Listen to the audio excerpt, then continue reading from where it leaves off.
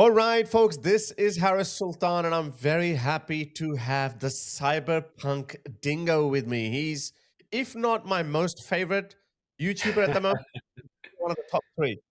Because actually, let's start from there. Most ex-Muslims start their careers, or that they start their YouTube careers or advocacy or activist career, whatever you want to call it. They started from criticizing Islam. And that's how I started back in 2018. I guess it was a different world back then. It wasn't like Mm, this. So in my evolution, somewhere along the way, I said, well, you know what? Screw this. We've got a bigger problem at hand, which is stop worrying about de-Islamifying Pakistan or Bangladesh or India or the Middle East.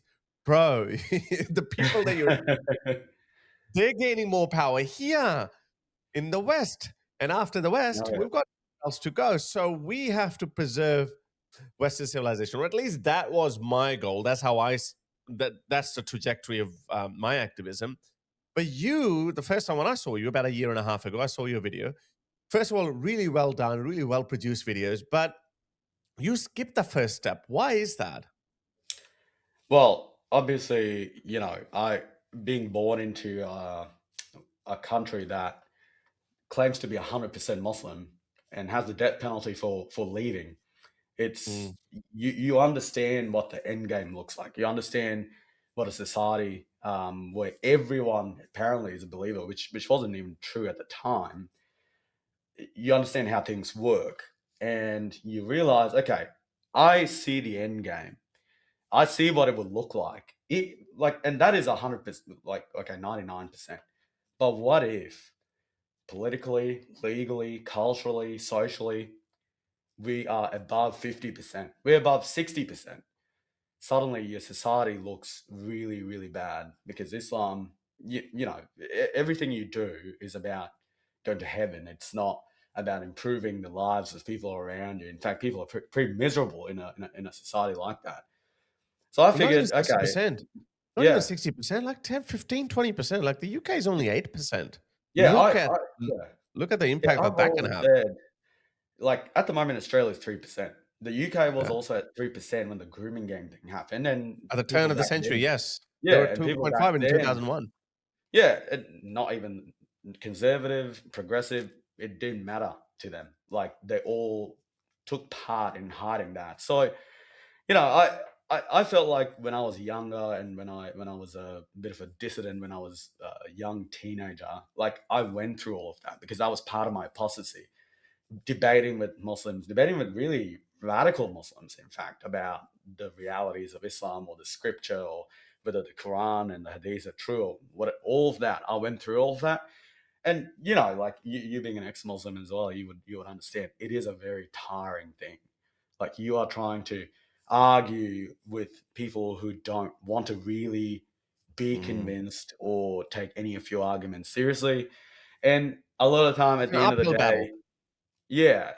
At the end of We the had day, some I'm like, success. I don't want to totally yeah, diminish our movement. We did have some success. Like I even by 2019, 2020, I had received over 1,000 messages of hey, I changed, I left Islam because of you, or people like you. Because once they yeah, look up or once they discover Harris Sultan, then they'll also find out yeah, about the apostate prophet and David Wood and all these other people. And they are introduced to an ecosystem. But having said that, though, you are right. It is so tiring and so draining that there comes a point when a few thousand, 10,000, a million, even 10 million, that doesn't mean much in the grand scheme of things, especially when you have correct, 2 billion Muslims walking around. correct. And at the same time, you're facing this threat of Islamization of the West. Yeah, yeah. So in that case, you know what? And I had already left, and I am in Australia. I mean, Australia doesn't really have a very high population of Muslims, but then again, like we just said, that that is a facade. That's an illusion that we all see. A I, false I think in the safety net. 1970s, how many Muslims were there in Australia? Maybe like 100,000 or under. So in the next census, there'll be a million. So, Mm. like, the previous one, it said something like 800 or something like that, 800K. But the next one, it will show over a million easily. So that's exponential growth. And now, if I may use an example, you see one of the most powerful politicians and cabinet ministers in the country, in Tony Burke, who who was elected from the electorate of Watson, where the Mm, Bondi shooters came from. Now, mm. Watson has 20 times the national average of Muslims compared to any other electorate in the country. 20 Wow, I times. didn't know that. So Yeah. Tony So Burke, his career is hinged on Muslim votes. Is correct. that? Oh, Oh wow, I didn't know that. absolutely. Yeah. So here's the now the worst part about this is his he is in charge of home affairs and immigration. So now you Mm. see where this suddenly gets really bad It's the because what UK all has over again. yeah. So what has he done? He has fought. Who fights to do this? He has fought to bring back the Islamic State brides back to Australia. ISIS brides, yeah. They Yeah, quietly did it at the start yeah, earlier this year, yeah? Quietly. yeah, Nobody and knew about it. We yeah. only found Nobody out like knew. months Eh, later. Yeah, and now it's coming out that he actively fought to do this. Like it wasn't like, oh, all right, I'm gonna sign something off. Like he actively did this, and then we find out he's at the airport meeting all these Gazan refugees or whatever, like they're coming back, and he's personally at the airport greeting them while they're yelling Allahu Akbar in the back. Like there's Tony Burke looking like a kangaroo in the Schmuck. headlights. Like it Idiot. was just a bizarre image. You can actually, if you Google this, you can see the image of Tony Burke at the airport.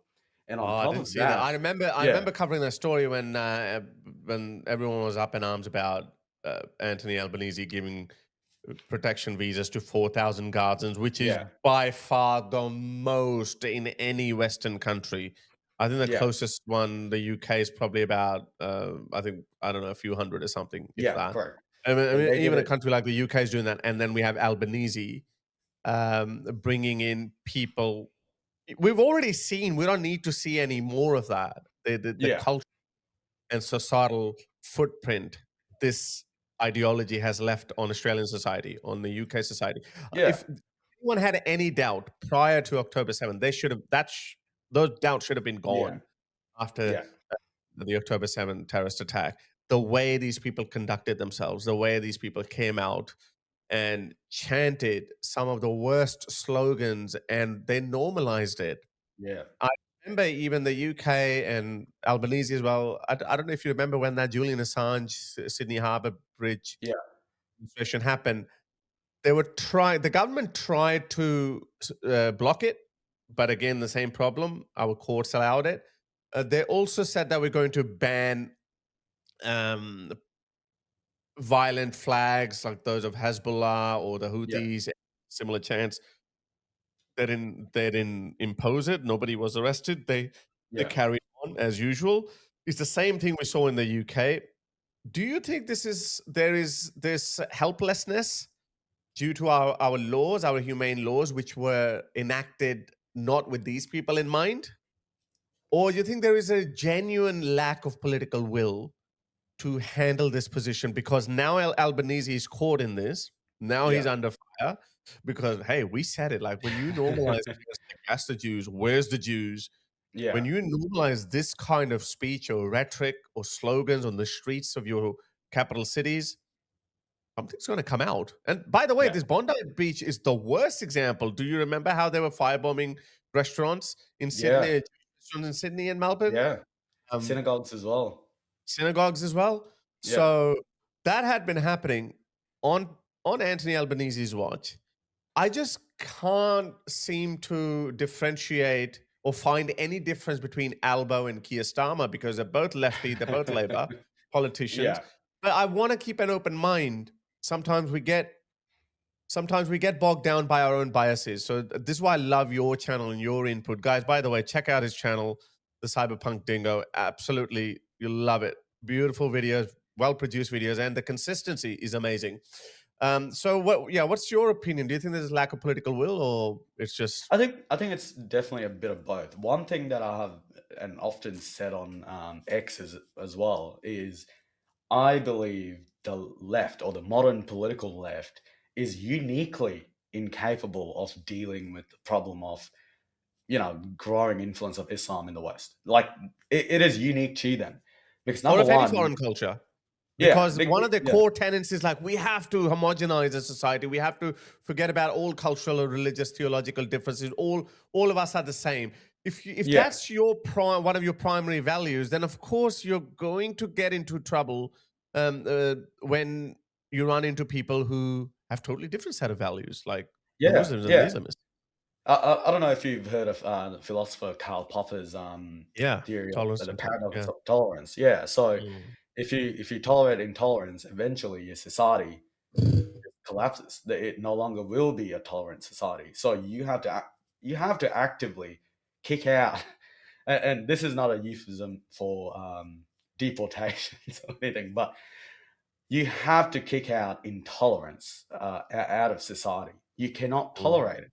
But I think in this case, what's really happened is you have essentially invited the fox into the hen house, and you're defending the fox because I think Anthony Albanese spoke around 5,000 plus words in press conferences after the Bondi shooting, and he did not Uh, mention Islam, radical Islam, Islamism, religion once. at all. Like those words were not mentioned at all. He did mention ISIS, but what does the first I stand for? He wouldn't say that. Israel, don't you know that? I in Israel stands. I in ISIS stands for Israel. Yeah, I've heard a lot of conspiracy. The Yeah, of crazy course. conspiracy guys say that as well. Yeah. I noticed how you quickly corrected yourself that, oh, it's not a euphemism for deportation. I've been using that term quite frequently. I'm gonna get a mug that says deport. Um, but I have been saying this for a long time. I think you've probably would have seen that too. I've been saying for a very long time that whatever happens in the UK ends up happening in Australia. It became one of Yeah, my catchphrases, and then I stopped saying it. Like I'm gonna find some videos from 2 years ago. So it is actually happening in real time. So we know how many videos you would have seen. Literally, there are hundreds of videos where, and apparently in the UK, it's about 30 to 40 people are getting arrested every single day over yeah, social media posts. 30 to 40 people, okay? yeah, Thousands have already been arrested. I know most of them are slap on the wrist or whatever, but again, that says a lot about your attitude towards free speech. Similar, and so exactly the same thing has started happening in Australia. I don't know if you saw this video. I posted it. It's got 2 million views on X, which is I'm shocked that it did that well. Have a oh, I haven't listen. seen this yet. Have a listen to this. This is so UK-esque. Knock on the door. Somebody knocking loud on the door. Oh, Who's hold that? on. Wait a minute. I have seen this actually. Who's that? Just the police, mate. How you going? Good. What's your problem? Oh, I don't have a problem. I just want to speak to Michael. Is that you? Yeah, why? I just want to come and speak to you about a few things it's come to our attention that may have been posted on social Well, media. I really don't care. I've got the right, I've got freedom of speech. You can bugger off. Absolutely. Okay? See ya. So, okay, this is how they're testing the waters. This is how they're starting. Yeah. I have been talking about the UK issues from the safety of Australia for a few years. You have been. I don't. Yeah. You're probably not as direct as I can be sometimes, but I know my friend Nuria at one point was worried about talking on camera in the UK, and I was like, "Well, this is the UK; it's a police state." But ever since this Bondi Beach massacre happened, let me remind the viewers, it was an Islamist who killed 15 Aussies. Okay, just an Islamist. And the government's response has been, let's start arresting people with Nazi tattoos. Let's start restricting people. Let's Yeah. start arresting people on social media posts. If you say anything that we deem as hate speech, you could expect a door on the a knock on the door. And so I'm all of a sudden expecting a knock on the door. Have you had, has that thought crossed your mind just a Oh, little bit? oh, absolutely. From day one, in fact, like I'm not talking about post Bondi. I'm talking about even before Bondi. Like if you remember during COVID, there was a really, really popular video of police arresting a pregnant woman. I think it was in Melbourne. Yeah, Ever since that video, it changed my perception of free what speech. what more can they do? Because at the time, Mhm. people should have rightly condemned that, saying, hey, this person was only exercising their freedom of speech online. not doing anything crazy. I understand it was very early in the pandemic before too much had happened, but they were breaking into her house and arresting her, a pregnant lady, in front of her children. Then I'm like, wait a minute. People didn't really say, wait, that's really bad. The people who were saying that, well, that was a minority. I was like, okay, the second you normalize something like that, the government gets that idea, okay, Mm. people won't say anything against us if we try this. And that was the conservatives at the time. That was the coalition who were in power. So imagine what Labor would be like now that they're in power, because they haven't they haven't even bothered to mention anything like Islam or anything. But to your point as well, more recently, if you have noticed, you know, Drew Pavlo on X, probably the most famous Australian Twitter poster, and he posted, because he's been talking to Abu Said or Wissam Haddad, who was the ISIS preacher who radicalized the Bondi shooters. He's been He's still messaging walking him, around. yeah, back and forth. And apparently, the police called Drew and told him to take down a post about this far left guy who was trying to justify the shooting. Mm. They weren't mad about this guy who was saying the shooting was aimed at Zionists, so it was fine. They found a bigger problem with the guy who put that post out for the world to see. And I find that pretty bizarre, pretty crazy, because, like, did somebody complain? Like, and you might have even seen the e-safety commissioner has done some real weird stuff back, maybe perhaps a year ago, when E-Canon? Mari Manuel was almost killed on camera. And guess what she did? She decided the whole world needed to delete that video Yeah, on no, like from social media. forget about the actual logistical angle of it or the practicality of it. Once something goes up on the internet, it's very difficult to chase Yeah, it down and shut people. yeah, It's like it's just out in the ocean. You know, you yeah, can't really put it back in your bottle. But the pure hubris and arrogance of these people that we actually can do it. We will show you how we're going to do this. We're yeah, going to knock on your door. We're going to harass that company, that social media company. We're going to go to war with Elon Musk. Like they still haven't accepted that we live in the post-mainstream media age. correct. Whether you like it or not, this is a higher form of discourse, despite the fact that there's a lot of BS on social media. Yeah, there's a lot of Yeah, BS. There's a lot of fake news. There are a lot of bad actors. That's probably because we are still in our infancy vis-a-vis social media. yeah, Throughout human history, processes have evolved over time and they have improved over time. People will learn which one to trust and which one not to trust. Yes, we've seen that people who trust Alex Jones, someone like Alex Jones, who definitely a crackpot conspiracy theorist. But you know what these people have done? I have seen a lot of posts from Alex Jones, who I have never admired, and even Andrew Tate. They are saying some things which are so commonsensical, and I can see that how what some people like me would stop attacking those wacky people, because that's not my battle anymore. Like I have yeah, something much bigger to worry about, like the rise of Islamism in the West, and Alex Jones is attacking the Islamists as well. So I'm not gonna attack him. So they're forging new alliances, and this is what we yeah, saw with moderate Muslims and radical Muslims. Moderate Muslims have somehow, I was thinking about it last time. I'd love to have your thoughts on that too. For some reason, October 7th has actually brought the moderates and the radicals closer to each other, because they have found a common goal, a common enemy. That's why you have Busha Sheikhs or even other lipstick Muslims.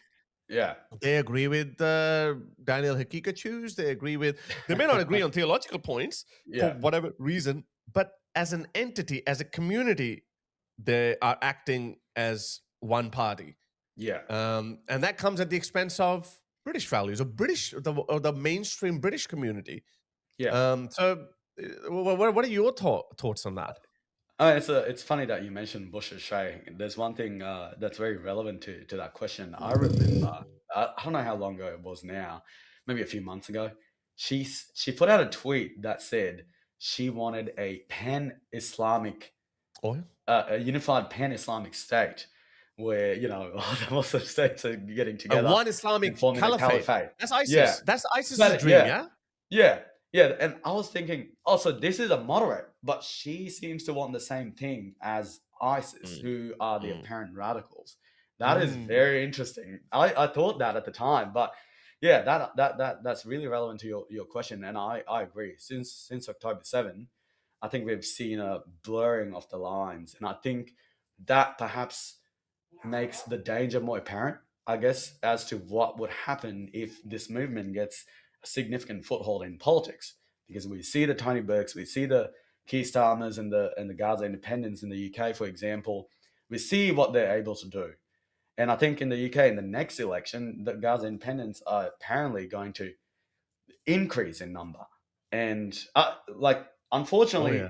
their electoral system is very different to Australia, where in Australia, you know, you don't really get lower house seats for Mm. one single issue people. Like, you might get it in the upper house, but otherwise you don't. And I do feel like now we're seeing, like, I have thought for a very long time, and this is a question I still somewhat struggle with. What really is the difference between a moderate versus a radical?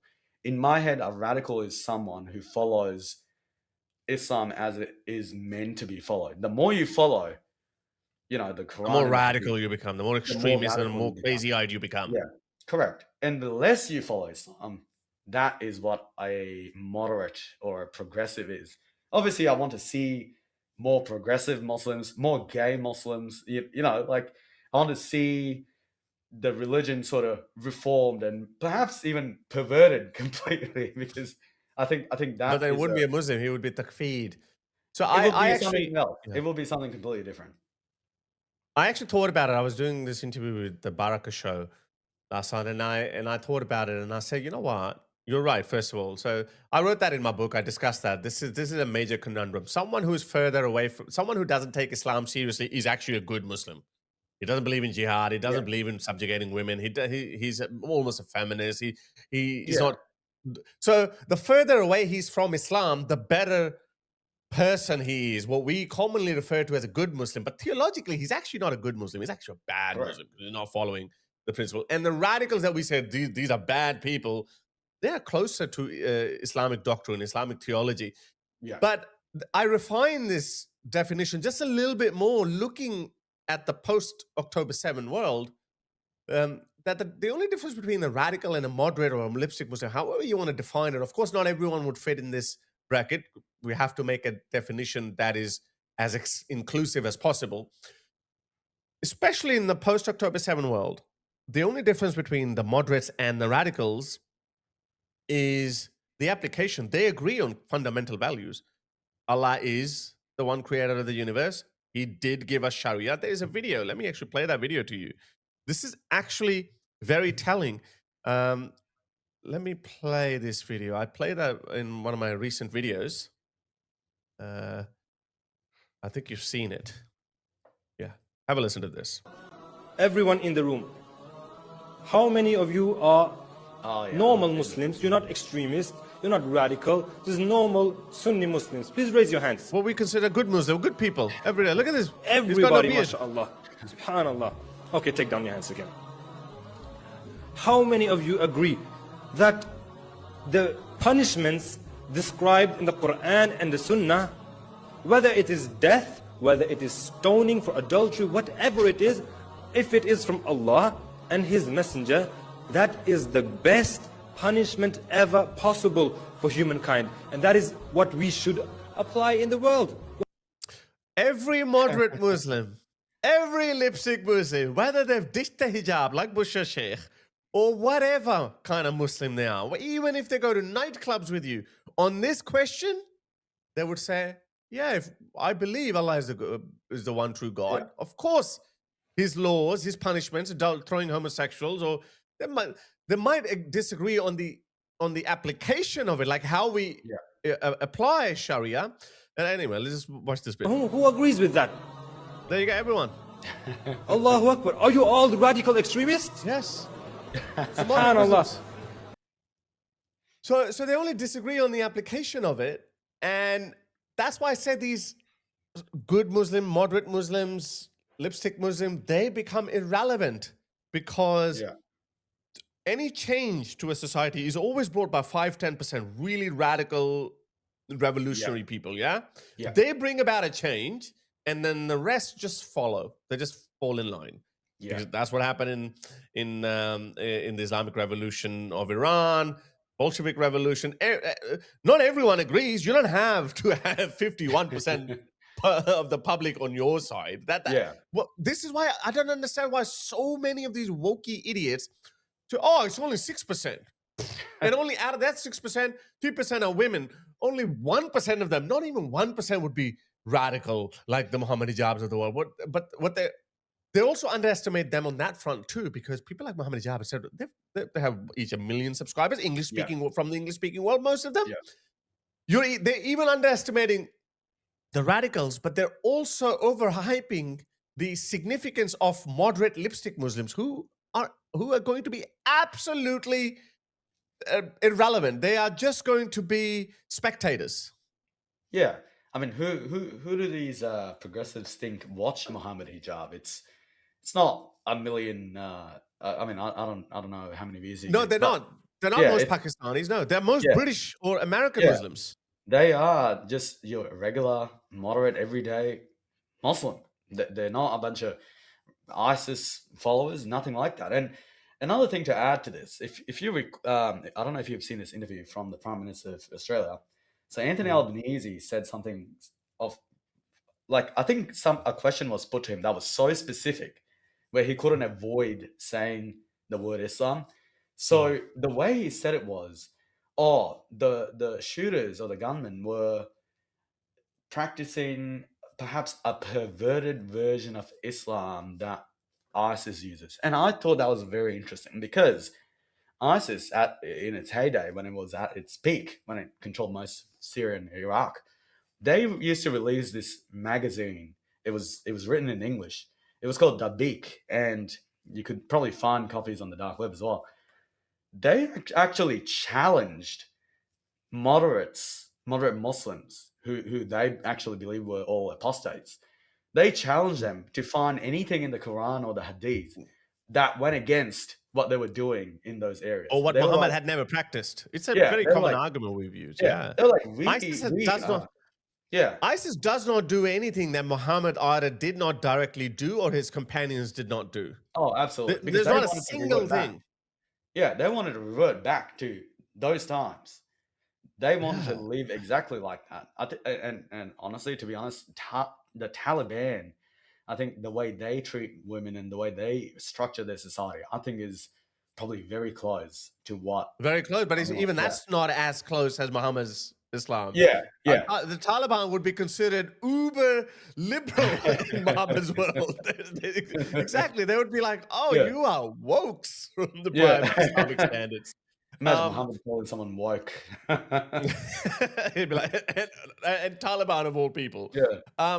Yeah, it's so pathetic. It's so, suicidal empathy is probably the best word. I want to move on to America as well. So Australia, it's a given. We've got really interesting couple of years ahead of us until at least the next election. I'm going all Pauline Hanson. I think we need someone like her. I saw your latest video where I made a similar video as well. That it's no accident. People who are writing off One Nation, they obviously have no freaking idea what just happened in the UK, what just happened in Germany and France with Marine Le Pen, AfD, Reform. I understand they're all different political parties, but they are hard right-wing parties. Yeah. And that happened for a reason. Can you imagine in a country like the UK where the Tories and Labour have been the mainstream? It's like a duopoly for 140, 50 years. And all of a sudden, when political parties start going obsolete, then you are having a civilizational impact. Like the rise of the Republican Party in the mid-19th century in the US and etc. So when political parties change, then it means that doctrine is almost dying, is dead. So the lefty Labour doctrine is actually dying. People are going to fight back. It's just no people just roll over and die, especially a civilization as great as the West. So things are getting even more interesting in America. Now, obviously, Oh, America is yeah. a very different country. It's a very different beast altogether. Yeah. It's a world within itself. And Trump with his ICE detentions, absolutely how anyone should. Yeah. By the way, you're probably a lot younger than me, but this was the norm 20 years ago. It was expected of every single immigrant that if you overstay your visa in Australia or in Oh, the yeah. UK, you will be deported. You don't get Yeah. any benefits. You don't get any privileges. You are here either as a student or as someone who on a work visa, and you don't have any safety net. If you're not a state's Yeah. responsibility. I don't know when that switch happened. I don't know when we went from, oh, we should get, maybe COVID changed a lot of those things. So anyway, with the US though, I have seen their anti-Islam movement or the fight back against Islamism has gained momentum. I don't know if you saw those videos from Jake Paul and Valentina Gomez, and they Gomez, yeah. are next level. We can't even Yeah. imagine that here Yeah. in Australia or the Yeah. UK. Where do you think, and obviously with this Somali fraud scandal and everything, Yeah. how do you think America is going to respond to this scourge? I think it's going to be very strong. I think what Americans didn't realize was up until this year was a turning point in my head for the US when it comes to this issue. I don't think a lot of people realized how bad things had gotten, for example, in Dearborn, which is a majority Arab Muslim city now. I don't think people thought. We raised the Yeah. alarm a while ago, but Yeah. again, people Because don't care until yeah. until a bomb explodes right next to them. People don't Yeah. care. Because it's really slow, that process. And I think people were also really shocked when Mamdani got elected in New York City, because New York But he's City not an has Islamist that. though. No, I don't. Honestly, I don't He's even a think woke. Mamdani is a He's a Muslim. woke / Islamist. I don't think think he's he's a Muslim. pro-Palestine. Yeah, I think he is pro-Palestine because he's woke. That's why. Yeah. And as we know, far lefties do Oh, yeah. incline towards. But I think like the optics of that was also a bit odd, because if you recall when they were trying to build that mosque near the side of the World Trade Center a few years ago, that was a major issue. And now Zahran Mamdani, obviously he's he's going to these mosques, he's talking to preachers who've tried to blow up the World Trade Center before and talked about marching into New York City with 10,000 Islamists. These are the people he's hanging out with. So it raises the question as to, okay, how did this happen? And there's one obvious answer. The US allowed way too many people who were incompatible with American life into the country, and now they have political power. You have given them voting rights. Like, excuse me. And obviously that's going to change. They almost want a separatist type of society. I feel like, whether you look here, the UK or the US, but the difference is the US is so much bigger, and they have something called the First and Second Amendments, which make a very big difference. I think Valentina Gomez, what she's doing, it's I can't say I've seen something so in your face. It's almost very bizarre, but she's doing it, and Jake Lang, the stuff that he's doing, it's very in your face. Perhaps not the best way to do it, but I think it opens up a conversation. It drags out the radicals for everyone to see. But What's I think the worst? yeah. Look, I think there's a spectrum. So when we were starting out as ex-Muslims, some were a bit more hawkish, some were a bit more polite, and people always said, "Oh, don't insult them, just criticize them." You're talking about a community that believes in lynching you or killing you in public if you forgot to mention peace be upon him next to Muhammad. Okay, so you're dealing with these people. So I would say all kinds of criticism, attack, mockery, everything should be allowed as far as it's an idea. Yeah, you and I, we probably wouldn't do it. There are certain levels of normality, but you don't know which one is going to hit what, which one is going to impact who. You don't know which method. Yeah. If you want to read a book which is a critique of Islam written by an Oxford professor, sure, if that you know interests you, then fine. But then Yeah. there are a lot of people. We live in a very different age. We live in the age of social media and TikTok. I think everything goes. Yeah. And as far as attacking, critiquing any idea is concerned, you Yeah. should be allowed to do whatever you want, no matter how crass that is. That is the nature of Western civilization. And America, of all countries, Yeah. is the hub of that. I mean, Yeah. their attitude towards free speech and mockery is totally different. Europe capitulated when Charlie Yeah. Hebdo happened. You know, Yeah. they were like, ooh, Yeah. okay, no. When Danish cartoons happened, right? Yeah. Yeah. America was very different. They did South Park. They were like, Yes. no. Yes, they're lefty media outlets like CNN, etc. They were like, I Yeah. remember Christopher Hitchens' interview. I don't know if you saw it or not. He said to the CNN host, he said, let's face it, the only reason you're not showing the cartoons is not because you respect Islam. You are worried about a blowback from Muslims. That's the Yeah. reason why you're not showing the Yeah. Danish cartoons. He said that in 2006 or 7. Very different world. Even CNN was very different back then. Yeah. They used to be a little bit nationalistic Used back to report news. yeah. But so I think it's a range, and that's how cultures differ. Like the UK is Yeah. different from Australia, and America is different from both of us on Yeah. a huge scale. So And I think, yeah, yeah.